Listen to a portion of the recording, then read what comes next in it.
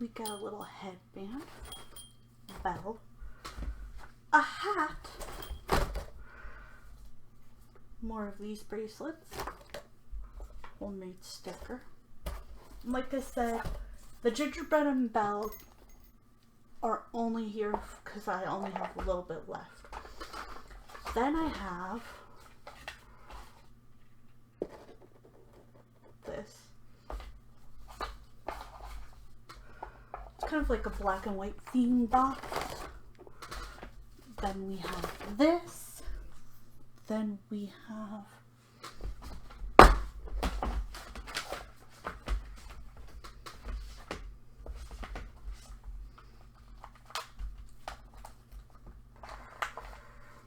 black and white heart.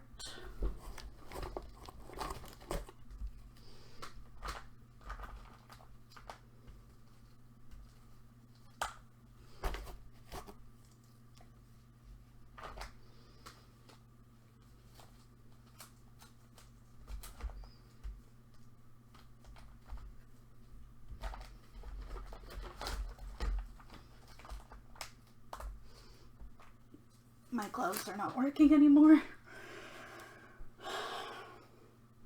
Let's see if I can find like a dark one.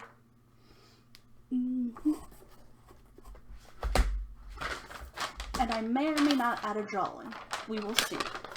Depends on if people want drawings. And a bracelet. And a miniature 3D. Now, if you want something bigger, you can pay for the bigger ones. Long way.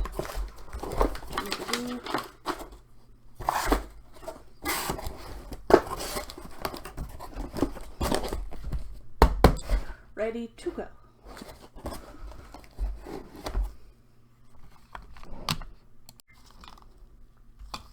We also have little pendants that are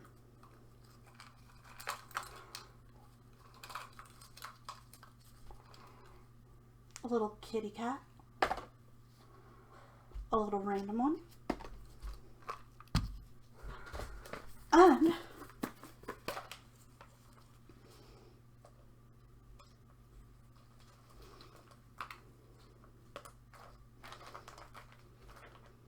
a U one and a leaf.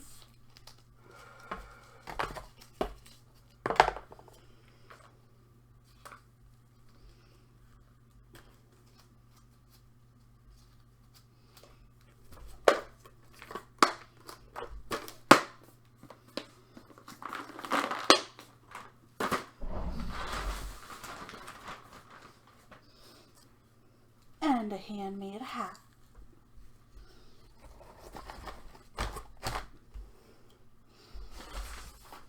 And I may add a drawing. We will see. Then we close it all up. And we're ready to go. Blue hat and a green hat. An adorable little bell. 2 of these bracelets. 3D miniature project. Keychain. Gingerbread man. Let's get one out of here.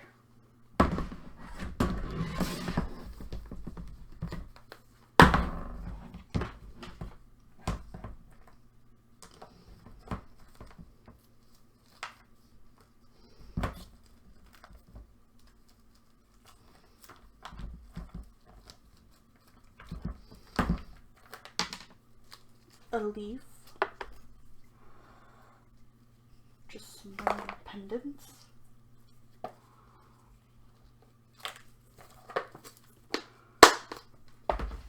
and ta-da, already packaged, ready to go.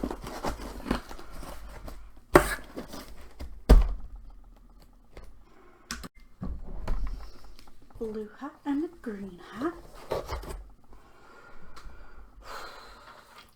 An adorable little bell.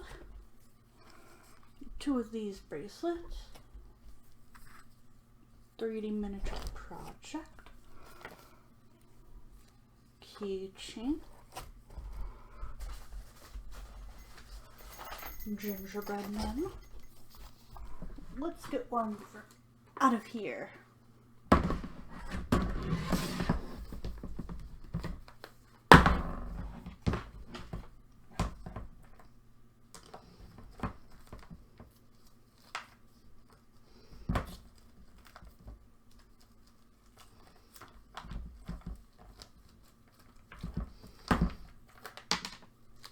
A leaf.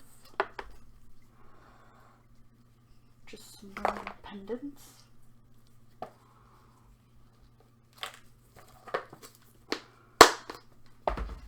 And ta-da! Already packaged, ready to go.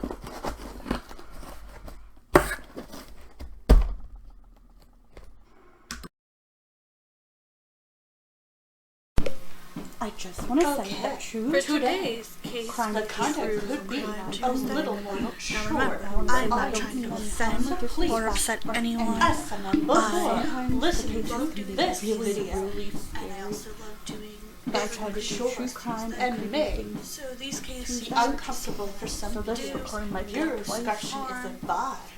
I hope Be you cautious. I listen just want to say I don't mean guys. harm, disrespect, Nice or any comments. hurtfulness Or for thumbs those who up. get permission the cases Ring the bell and if I letting have everyone one. know that this is what I You found, this is a could case people have also been talking be- about, this is a case that people are thinking about. I don't know. I was gonna call myself Have looked into a lot of Animaniacs, cases and then I realized I don't want to just Animaniacs is a I TV don't want show. anyone to feel disrespected if I say Animaniacs their is a name wrong. TV You show. can I had to try come to up with a correct me. cute I might try to be able to pronounce it right. I might not be able to due to my learning I'll problem. have to figure it out. But I just But want to say today that we're I don't mean going any to be disrespect to talking anyone about ever, and I hope that you all understand that I'm just giving you the facts. So, And sometimes for I may or may not give you my families out opinion, there, or I I'm could just so tell you like, sorry. hey, this is my opinion based And on I what hope they're that saying. we Like talk not about even a cases I know of this sex, personally, but like more of a like a deadly this is obsession, what the people murder are of leaning Rachel towards, Barber. and do I agree or disagree? But a lot of the time, I don't really Rachel know. Barber So was I'm a gonna say like 15-year-old this could be my student and a opinion, but I mom really don't who know came them from personally a good or know the case personally. She So it dreams of really vision is like a starring in musicals. Her this is favorite what has which been said, was so Cats this in is what Chicago. the opinion of I other love people have been. Chicago. Her and I would have And I had a hope lot of y'all comment understand that I don't mean any because it was disrespect, really harm, good, and I do but not not the movie suggest version you of do Cats. any of That's a this whole stuff that different thing. people She have would done. not have liked that much. And I hope thought it that was this stuff okay, doesn't but, continue to happen. And I hope I'd rather y'all watch enjoy the musical on the Broadway cases, and I hope y'all in a learn small from them, production. more importantly. And I hope you But that's all really cool that she understand better. She was a That, hey, this is what happens, let's be steady careful, let's relationship learn with a from boy this, who went to the same let's school learn as from her. this, let's try Never to get a in new a law year. in, let's try to do this, let's My try to guess is- keep it from happening again. Never. Okay.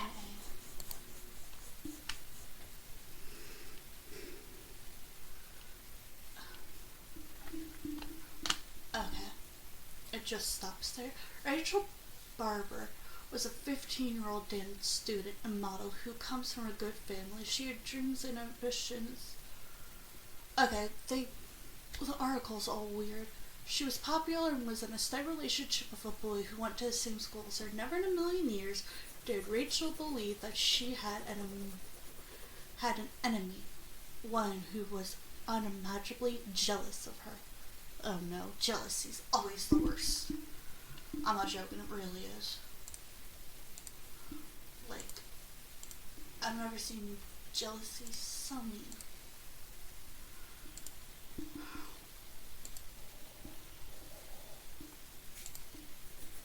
Okay. On the 1st of March, 1999, Rachel vanished. She had left the dance factory in Church Street, Richmond, Malvern, that evening, telling a friend that she was going to make a lot of money that night.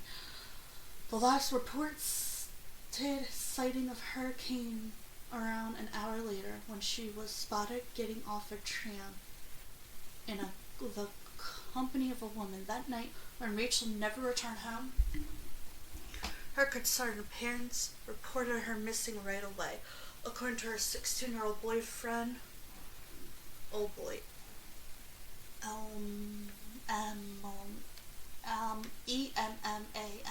Emmanuel Carlo. Rachel had told him that she was going to a secret job where she would be paid well. However, nobody had any idea as to what this secret job could have been. There was no real update in the case until the 14th of March, when it was announced that a 19-year-old woman had been arrested in the relations with Rachel's disappearance. Even more disturbing for Rachel's family, the news of the arrest came with the news that Rachel's body had been discovered in a shallow grave on a property near Kilmore. She had been strangled to death and buried. The woman would be identified as Carol Reed Robertson. Investigators had uncovered that Carol was the woman who was seen in the company of Rachel shortly before she vanished. When they brought Carol in for questioning, she directed them to Rachel's body but claimed that she had killed her accidentally. As it would turn out, Carol was well known to Rachel and her family. She had been developing a disturbing obsession with Rachel and stalking her from a distance, befriending her and gaining her trust. Carol was successful in gaining the trust of Rachel's parents, so much so that they hired her to babysit Rachel and her younger siblings. An investigation into the murder would reveal that Carol had plotted to drug and murder Rachel after complying a physiological profile of her victim in her journal. There was notes in her journal which detailed Carol's plans to drug her, put her body in an army bag, and then disfigure and dump the body somewhere way out. Rachel's autopsy would show that she had been given an antihistamine which impaired alertness before she was strangled to death with a cord. Alongside these graphic notes, self-loathing Carol drew pictures of how she preceded herself with hateful words written along them.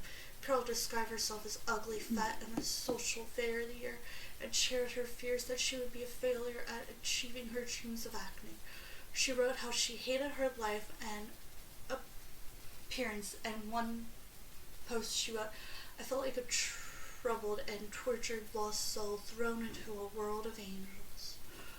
Over time, however, these journal entries began to focus slowly on Rachel and how Carol would assume her identity after killing her in the journal. Okay, question. Wouldn't her parents have noticed? Because I'm pretty sure you would have noticed, right?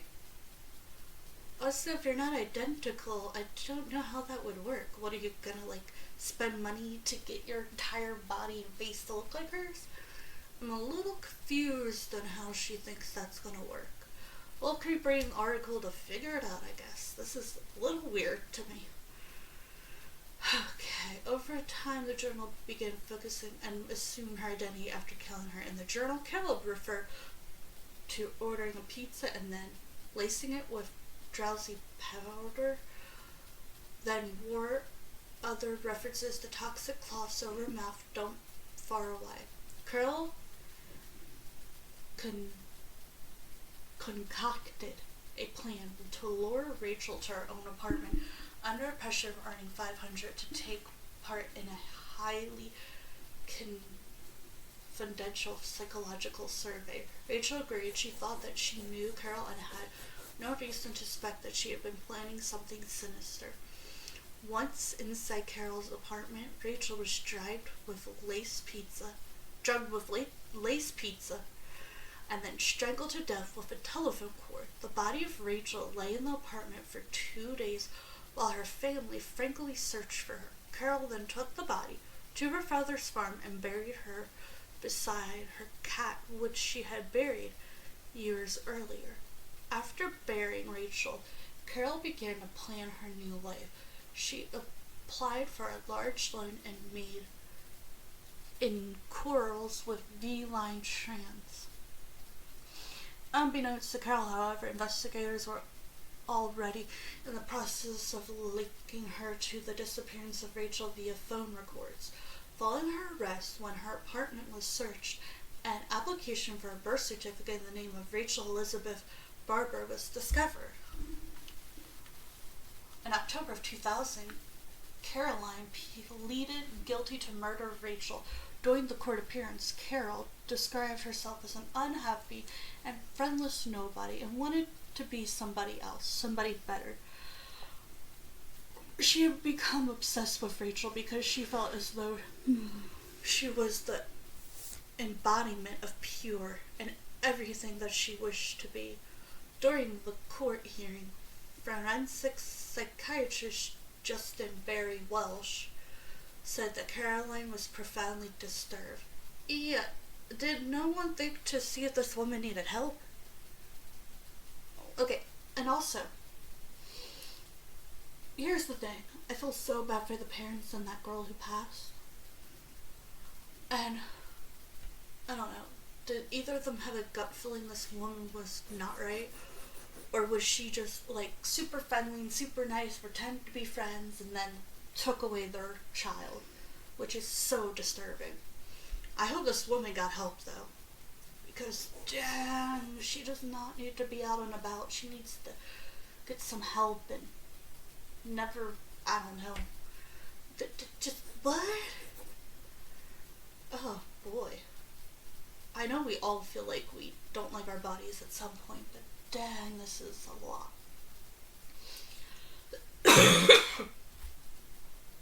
When she murdered Rachel, but was legally not insane. She said it is possible that she thought she would somehow reinvent herself in the image of the victim. Prosecutor Jeremy Rapaka said that the motive was Carol's obsession with Rachel, her jealousy of her attractiveness, popularity, and success, and perhaps a desire on her part to illuminate the success of a young person with whom she had become fascinated. Carol was sentenced to 20 years in prison with a minimum of 14 and a half years. She would later say that at one point the veil had lifted and she reconsidered killing Rachel. She thought for a mere moment that she had gone too far before going ahead with the murder anyway.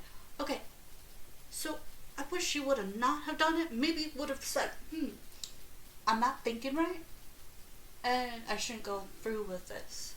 Like, you thought that, and why didn't you listen to that gut feeling?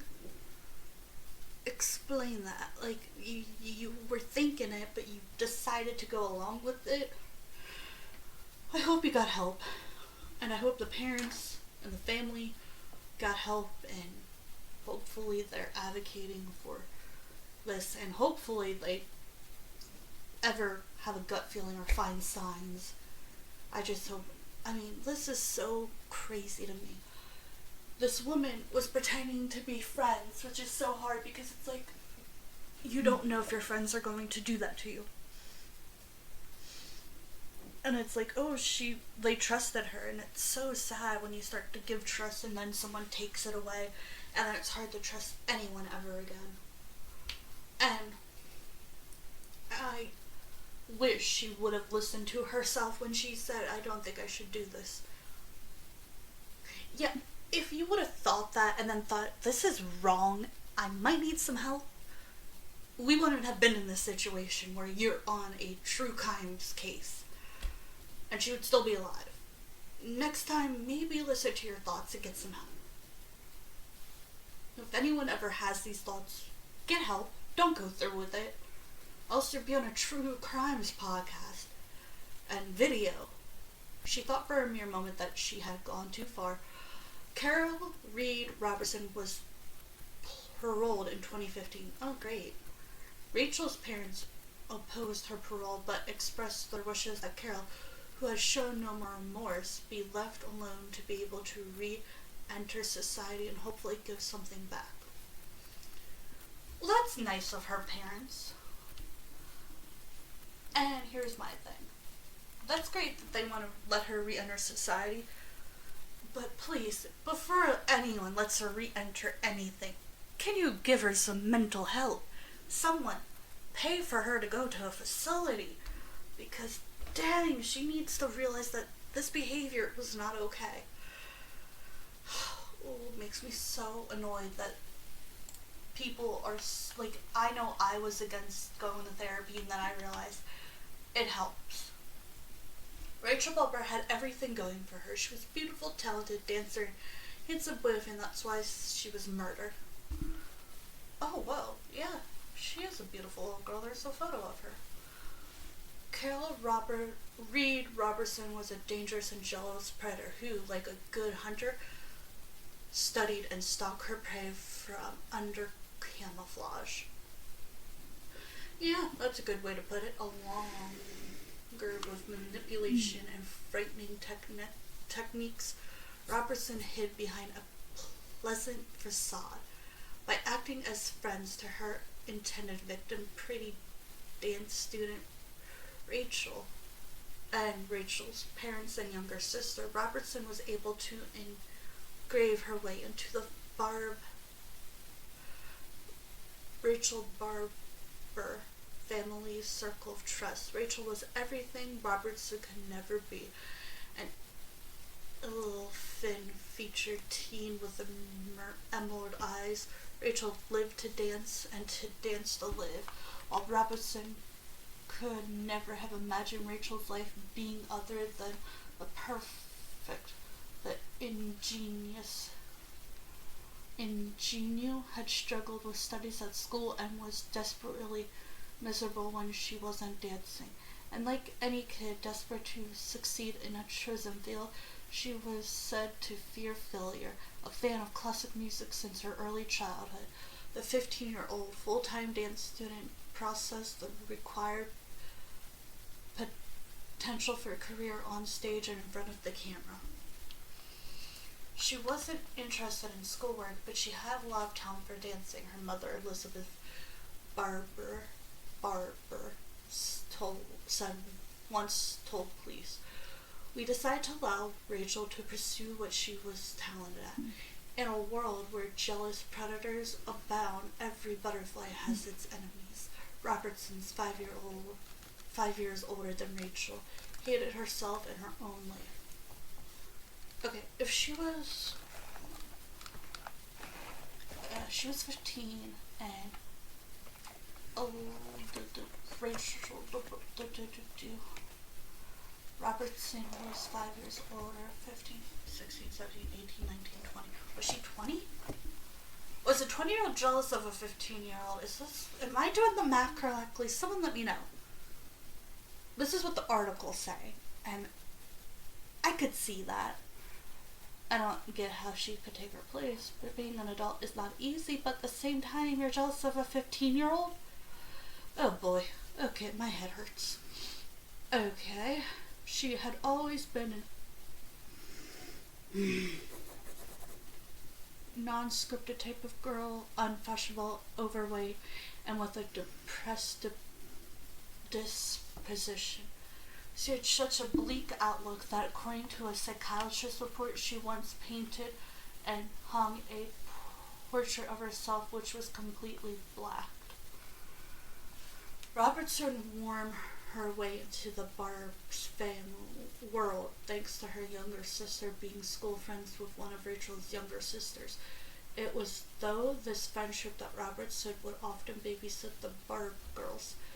Those were the nights Robertson, who changed for her family name via Deepole, would stew on her own lot in life and resent Rachel's life while confining it. Rachel, the dismissive dancer, seemed to have it all: talent, good looks, and popularity. In Robertson's mind, Rachel could have been one of those models or an entertainer who graced the cover of glossy teen magazines, like the Grab, despaired to transform into the butterfly Robertson, who described herself in writing as a pizza face with brown, oily hair and no conditioning,